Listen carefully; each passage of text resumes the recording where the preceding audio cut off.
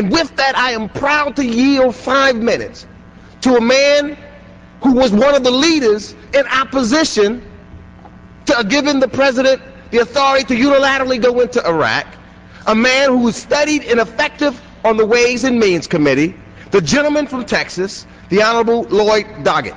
Without objection, the gentleman from Texas recognized for 5 minutes. I thank the gentleman. This debate is late, very late.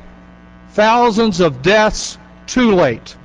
And this escalation scheme is an unmitigated disaster. President Bush seems determined to continue making the same old mistakes, just make them a little bit bigger. Defying sound military judgment, defying the bipartisan Iraq study group, defying the wishes of our allies and the Iraqis themselves, and most particularly, defying the will of the American people.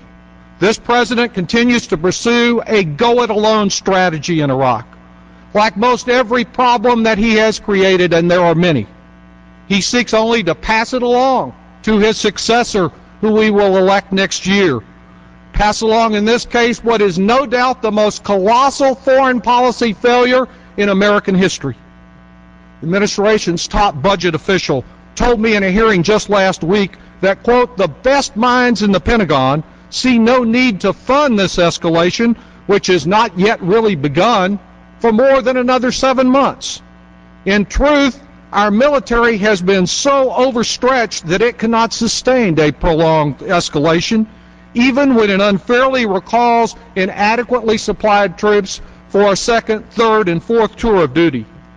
Little wonder that the Secretary of Defense, Mr. Gates, admitted last week that he is already looking for another plan after this escalation falls short.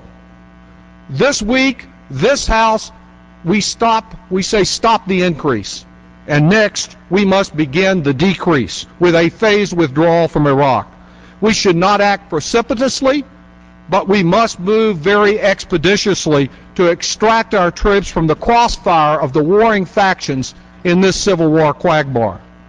To our troops, whose courage we honor today in this very resolution, we say to you, those of you who are out there on the front lines today, we will do everything we can to protect you. But we will also be working as hard as we can to bring you home safely to your families sooner rather than later. There is a better way to show support for our troops than just sending more of them to be killed. And there is a better way than continuing to give this president a blank check for war funding. Unless we move forward to place firm limitations on the appropriations, we will leave this war-making president constrained only by Dick Cheney's imagination.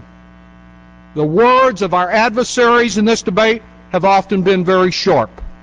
But you know, their true conflict is not really with us, it's with reality. They are in a losing war with the truth. Iraq has never been the central front in the war on terrorism, like the alleged connection with 9/11 in Iraq, like the claim that Saddam's nuclear mushroom was looming just over the horizon. This charge is but another falsehood foisted off on the gullible. The central front on the war on terrorism was largely abandoned by President Bush in his ideological rush to invade Iraq. Vital resources and expertise that were needed to capture Osama bin Laden and the terrorists who caused 9/11 were cut in Afghanistan when President Bush ran into Iraq. The real war on terrorism suffered a major setback from which today it has still never recovered. That is the only cut and run that now endangers our families. Nor does this debate in the People's House embolden the enemies of democracy when we exercise democracy here in America. To me, the terrorists seem mighty emboldened with their daily death and destruction that they wreaked across the Middle East long before anyone ever conceived of this resolution. Frankly, it is the administration that is the terrorist top recruiter. As we predicted at the outset, this war is creating new generations of terrorists who view it as a war against all Islam. We cannot kill our enemies fast enough with the current policies creating more of them every day. And now this president is stoking the flames of war with Iran. Ironically, that's the only country in the world to have directly benefited from his attacking Iraq. Widening the war to Iran with the macho slogan that boys go to Baghdad, but real men go to Tehran, risk an even wider, even more disabling debacle that could eventually envelop our families in a third world war. Having failed entirely to learn any lessons from Vietnam, this administration seems to have already forgotten our experience in Iraq. Some here who profess to be conservative, may I have another minute? Yield the gentleman an additional 30 seconds.